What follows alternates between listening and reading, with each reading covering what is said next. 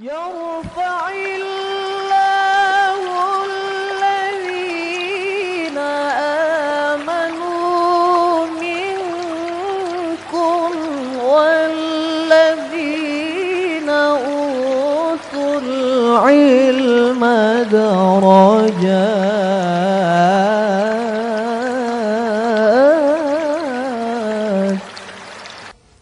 Alhamdulillahi Rabbil Alamin. Wassalatu wassalamu ala ashrafil anbiya wal mursalin Sayyidina Muhammadin wa ala alihi wa sahbihi ajma'in. Allahumma salli ala Muhammad wa ala ali Sayyidina Muhammad wa khatamun nabiyyin. Amma ba'du. Pagi ini kita lanjutkan kepada paket ayat berikutnya dari tafsir kita, yaitu ayat 38, 39 dan 40. Dan pagi ini kita mulai dengan surah Al-Maidah ayat 38. A'udzu billahi minasy syaithanir rajim. Aku berlindung kepada Allah dari godaan syaitan yang terkutuk. Was-sariqu was-sariqatu faqta'u aydiyahuma. Adapun orang laki-laki maupun perempuan yang mencuri, potonglah tangan keduanya. Was-sariqu was-sariqatu faqta'u aydiyahuma. Adapun orang laki-laki maupun perempuan yang mencuri, potonglah tangan keduanya. Jazaa'an bima kasaba nakalam minallah. Sebagai balasan atas perbuatan yang mereka lakukan dan sebagai siksaan dari Allah. Jazaa'an bima kasaba nakalam minallah. Sebagai balasan atas perbuatan yang mereka lakukan dan sebagai siksaan dari Allah. Wallahu azizun hakim. Dan Allah Maha Perkasa, Maha Bijaksana. Wallahu azizun hakim. Dan Allah Maha Perkasa, Maha Bijaksana. Ya, kita terjemahkan. Was-sariqu, dan pencuri laki-laki. Was-sariqatu, ya, pencuri perempuan. Enak ya, bahasa Arab itu laki-laki perempuan itu perkataannya mirip. Kalau laki-laki sarik, kalau perempuan sariqah. Kalau muslim, muslimah, mukmin, mukminah. Tinggal nambahi apa? Tak marbutoh saja belakangnya. Pencuri laki-laki dan pencuri perempuan, faqta'u, maka potonglah oleh kalian aydiyahuma, kedua tangannya apa? Tangan keduanya. Tangan keduanya. Enggak mencuri pisan langsung dipotong semua, enggak duwe enggak duwe tangan. Jadi tangan keduanya yang betul ya. Maksudnya tangan laki-laki ataupun tangan perempuan. Potonglah tangan keduanya. Jazaan, sebagai balasan, sebagai pembalasan. Bima, ya, dengan apa yang kasaba, yang mereka lakukan. Sebetulnya kasaba itu usaha atau kerja, sebagai balasan terhadap apa yang mereka berdua kerjakan, sebagai balasan terhadap apa yang mereka usahakan. Nakalan, nah, sebagai peringatan, sebagai siksaan, sebagai pelajaran. Cek kapok gitu loh. Biar kapok. Minallah, dari Allah, sebagai pelajaran dari Allah. Wallahu, dan Allah azizun, maha perkasa, hakimun, maha bijaksana. Allah maha perkasa lagi maha bijaksana. Ini ayatnya ini kalau zaman sekarang ini menyeramkan ini ya. Jadi kalau orang mencuri itu tangannya, potonglah tangannya, potonglah tangan keduanya. Kalau nyolong, potong tangannya. Nah, inilah dalil yang kita baca sendiri dari Al-Quran. Ya biar jera, biar kapok, biar nggak nyolong lagi. Dan inilah di akhir ayat ini kan Allah bilang, wallahu azizun hakim, Allah maha bijaksana. Ya ini pembalasan yang bijaksana menurut Allah. Ya, kalau menurut manusia kan ini balasan yang kejam, tapi menurut Allah ini adalah balasan yang bijak justru. Ya beginilah perbuatan yang bijaksana itu kayak gini di dalam pandangan Allah. Baik, berikutnya Pak Nanda. Awal dari paket ayat ini menerangkan tentang pencuri. Kalau ayat yang sebelumnya kan ini kan hukuman dari Allah untuk orang-orang yang kufur kepada Allah, berbuat kerusakan, membuat teror di jalanan, sudah kita jelaskan. Nah, sekarang khusus untuk pencuri laki-laki ataupun pencuri perempuan, potonglah tangan keduanya.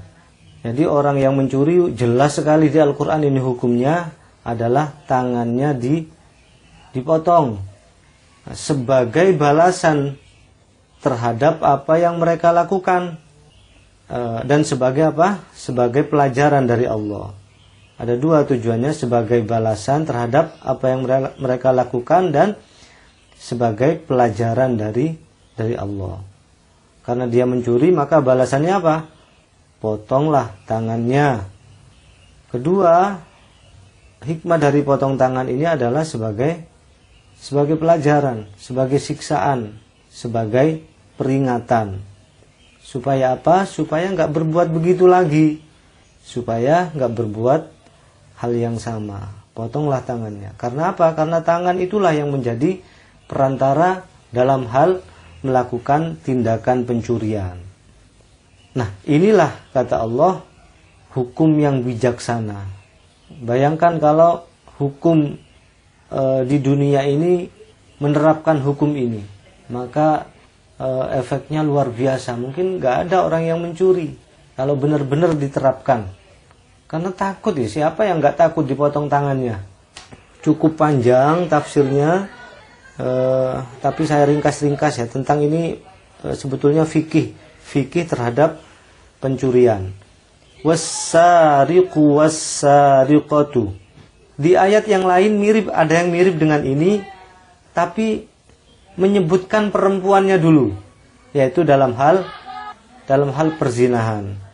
Az-zaniyatu waz-zani. Pernah dengarkan ayat itu? Pezina perempuan dan pezina laki-laki. Ini bedanya perbuatan pencurian dan perbuatan perzinahan. Kalau perbuatan pencurian itu laki-lakinya yang disebut dulu. Wassariqu wassariqatu. Pencuri laki-laki maupun pencuri perempuan. Kalau yang tentang perzinahan adalah az-zaniyatu waz-zani. Pezina perempuan dan pezina laki-laki. Hikmahnya apa? Kok ada yang didahulukan laki-laki, ada yang didahulukan perempuan? Pasti ada bedanya. Paling tidak yang bisa kita raba adalah kalau dalam hal mencuri, maka laki-laki itu yang sangat berperan. Kalau dalam hal mencuri, yang sangat berperan itu di laki-lakinya. Kalau dalam hal perzinahan, yang sangat berperan itu adalah perempuan. Az-zaniyatu waz-zani. Makanya beda penyebutannya yang didahulukan. Kalau pencurian itu laki-laki, kalau perzinahan adalah perempuan. Setiap kata dalam Al-Quran itu mengandung makna tersirat yang luar biasa, yang bisa kita renungkan dan kita tadabburi. Baik, kita masuk ke dalam tafsirnya. Bagian yang pertama adalah was-sariqu was-sariqatu faqta'u aydiyahuma. Laki-laki yang mencuri dan perempuan yang mencuri, maka potonglah kedua tangannya. Pencuri laki-laki ataupun pencuri perempuan, potonglah tangan keduanya. Yang pertama, Allah memutuskan dan memerintahkan agar pencuri laki-laki dan pencuri perempuan dipotong tangannya. Ini penjelasan yang pertama di dalam tafsir Ibnu Katsir. Yang kedua, dahulu di masa jahiliyah juga berlaku hukum potong tangan sebelum datangnya Islam. Dan Islam menyetujui hukum itu dengan persyaratan-persyaratan tertentu. Yang ketiga, sebagian ulama di dalam mazhab Az-Zahiri mengatakan apabila seorang mencuri sesuatu, maka tangannya harus dipotong tanpa memandang sedikit banyaknya barang yang dicuri, tidak memandang nisabnya atau tempat penyimpanan barang curiannya. Karena Ibnu Abbas berkata bahwa ayat ini bermakna umum, sebagaimana di dalam hadis Bukhari Muslim, Rasulullah sallallahu alaihi wasallam bersabda, "La'anallahu as-sariqa yasriqul bayda." Allah melaknat pencuri yang mencuri telur. Fatuqta'u yaduhu, maka potonglah tangannya. Wa yasriqul habl fatuqta'u yaduhu, yang mencuri tali, maka potonglah juga tangannya. Ini hal yang sangat remeh aja dipotong tangannya. Dari jumhur ulama memberikan batasan nisab di dalam kasus pencurian yang harus dilakukan potong tangan, tapi kadar nisabnya terdapat perbedaan pendapat. Itu tadi kalau madhab Az-Zahiri ya semuanya, mau mencuri sedikit, mencuri banyak, tetap dipotong tangannya. Mencuri tali aja suruh potong, mencuri telur potong tangannya. Tapi jumhur ulama berbeda dalam hal nisab. Yang pertama dari mazhab Imam Malik, mazhab Maliki, nisabnya adalah 3 dirham. Dari mazhab Hanafi, nisabnya adalah 10 dirham. Dari mazhab Syafi'i, 1/4 dinar. Dan mazhab Hambali sama, 1/4 dinar juga atau 3 dirham. Sedangkan dari sahabat Sa'id bin Jubair, nisabnya adalah 5 dinar atau 50 dirham. 1 dirham itu kalau sekarang berapa rupiah? Pernah ada yang tahu? 1 dirham. Saya searching itu 4.000 ya, 4.000 rupiah. Kalau mengikuti Imam Malik, 4.000 kali 3 berarti 12.000. Kalau melakukan pencurian suatu barang yang berharga 12.000, potong tangannya. Bayangkan ini ya, 12.000 aja potong tangan. Kalau mazhab Syafi'i 1/4 dinar. 1 dinar itu 48.000. Kalau saya searching berarti bagi 2 ya. Bagi 4. Ya 50 lah bagi 4. 12.500. Hampir sama ya. Potong tangannya. Itu bagian yang pertama. Bagian yang kedua, jazaa'an bima kasaba nakalam minallah. Sebagai balasan terhadap apa yang telah mereka lakukan dan sebagai siksaan dari Allah. Yaitu sebagai pembalasan atas perbuatan jahat yang telah dilakukan oleh keduanya, oleh kedua tangannya, yaitu telah berani mengambil harta orang lain secara zalim, secara tidak sah. Oleh karena itu sangatlah sesuai bila kedua tangannya yang dipakai sebagai sarana untuk tindak pidana pencurian tersebut dipotong, yaitu sebagai balasan dari Allah terhadap keduanya karena telah berani melakukan tindakan pencurian. Bagian yang ketiga, wallahu azizun hakim. Allah maha perkasa lagi maha bijaksana, yaitu maha perkasa di dalam melakukan pembalasan terhadap perbuatan itu, maha bijaksana di dalam hal perintah dan larangannya, di dalam masalah perintah dan larangannya. Perhatikan, ini dalam tafsir, Allah itu maha bijaksana dalam semua perintahnya dan semua larangannya. Apapun yang diperintah Allah, apapun yang dilarang oleh Allah, maka hal itu adalah hal yang baik bagi kita sejatinya. Juga bijaksana di dalam hal syariat dan takdirnya. Ini termasuk sekarang kan bulan puasa. Ya, masa uang dikongkon gak mangan karo Allah ya, saulan. Ya itu bijaksana sebetulnya kalau kita merenungkan benar-benar. Tapi kalau kita pikirannya pendek, apa itu Tuhan kok nyiksa-nyiksa kok gak mangan, kan begitu. Itu tadi dalam tafsir Ibnu Katsir. Kemudian dalam tafsir Al-Qurtubi, penjelasannya tentang ayat ini sangat panjang. Saya hitung-hitung keterangannya sampai 40 halaman. Saya nulisnya nggak kuat tuh.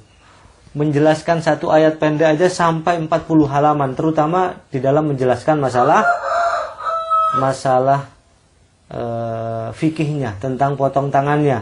Sampai 40 halaman, luar biasa. Dan tentang masalah potong tangannya itu ada 27 poin penjelasan. Saya mengambil sebagian saja. Ayam ini kalau nggak ada pengajian nggak kukuruyuk. Ada pengajian rame. Kalau dalam hadis itu katanya, kalau ada ayam berkokok itu tandanya ada malaikat. Itu. Kalau ada suara keledai berarti tandanya ada setan ya. Ada setan yang lagi di situ. Subhanallah, ini berarti ada malaikat yang ikut ngaji ini ya, di antara kita. Sebetulnya begitu, malaikat itu kalau ada majelis ilmu dia nimbrung itu. Nimbrung ikut pengajian juga, termasuk jin muslim juga ikut ngaji. Saya mengambil penjelasan dari poin ke-11 di dalam tafsir Al-Qurtubi. Wa aswa'us sariqatil ladzi yasriqu salatahu. Pencurian yang paling buruk adalah orang yang mencuri di dalam sholatnya. Para sahabat bertanya, bagaimana dia mencuri di dalam sholatnya ya Rasulullah? Qala la yutimmur ruku'aha wa la sujudaha. La yutimmur ruku'aha wa la sujudaha. Beliau menjawab, dia tidak menyempurnakan rukuknya maupun sujudnya. Nah ini zamannya ini. Kalau bulan puasa ini, sholatnya, rukuknya tidak disempurnakan, sujudnya juga tidak disempurnakan. Apa ya, kopo, ndang mari kan gitu. Kalau tarawih itu loh. Ya, kita usahakan ini ya, tetap mempertahankan tumak nina. Meskipun bacaan itu sunnah, ya kalau nggak mau baca ya sudah, paling enggak tumak nina itu dipertahankan. Kalau di dalam di dalam kitab Kifayatul Akhyar itu disebutkan minimalnya ukurannya adalah sepanjang atau selama bacaan subhanallah ya. Jangan sampai kurang dari itu. Kalau kurang dari itu jangan ya. Maka itu kata Rasulullah adalah termasuk perbuatan mencuri, dan itu adalah seburuk-buruknya tindakan pencurian di dalam sholat. Saya kemarin dari Lumajang di jalan itu, luar biasa jauh cepat ini.